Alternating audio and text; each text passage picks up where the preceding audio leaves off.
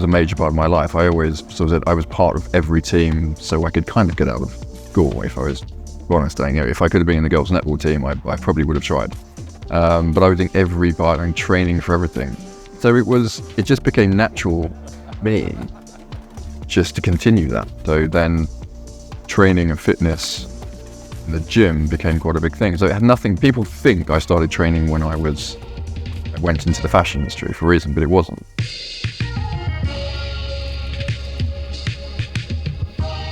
And then I started understanding more about training and nutrition, so I was getting bigger, which of course was the complete opposite to what everyone was doing in the fashion industry. So everyone's saying, you need to get smaller.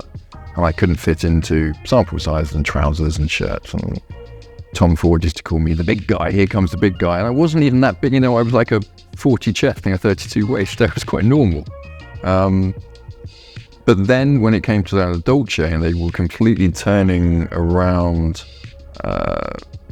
the idea of what they wanted for their advertising, and they needed a physically fitter, bigger guy, it was quite a small pond to choose from, and I was one of those guys.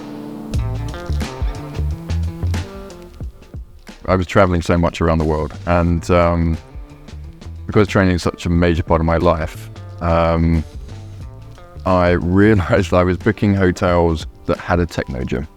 And you can imagine, it wasn't too bad back in single bachelor days, go to the gym, go for a few hours. Now that changes when you have children. Definitely changes when you have your dad. Then you suddenly have to fit this half an hour, 45 minutes in. But you have to fit it in, I train in the evening. So everyone's in bed, everyone's fed, and then that's where I go and train. But that means I could have to travel to the gym, get in the car, or walk, or run. That's a lie. I never run to the gym. I don't even know why I've said that. So that's a complete and utter lie. I do no cardio. I'll just put that out now. Wanted to understand a little bit more about the brand. I didn't know they were Italian, but this, of course, suits me. I love Italy. It's like my second home. So we went over to the Technogym village, which blew my mind about the innovation, the mission of the brand, how it was started in a garage.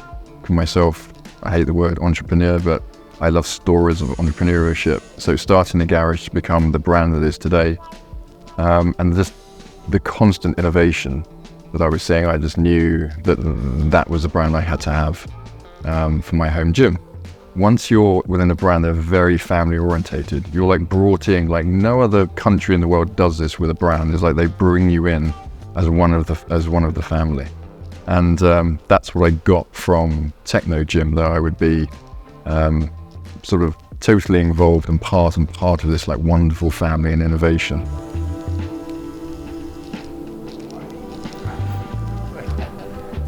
Come have a look at the gym and I'll show you what I've got.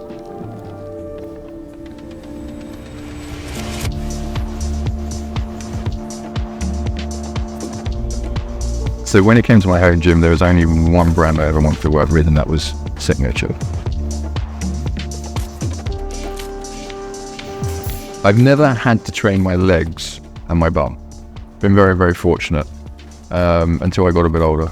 And then, then I had to incorporate a leg and bum day. And I still hate it to this day. I literally don't look forward to it, but I get it over and kind of done with now. So choosing the equipment was actually quite an easy choice in many ways. Everything I do and everything I train, the way I've trained is strength training.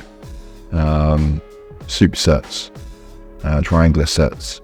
I work out each individual muscle group. So of course, I had to adding a legs and glutes day. But then I'll do chest one evening. I'll do back and shoulder another evening, biceps another evening, and then abs and a bit more legs on the fifth day. And then we'll have 2 days break, and then I'll go back into that routine again. And then I will change the workouts monthly, going from heavier weights to then lighter weights with so many more reps to medium weights and supersets, constantly trying to shock the body all.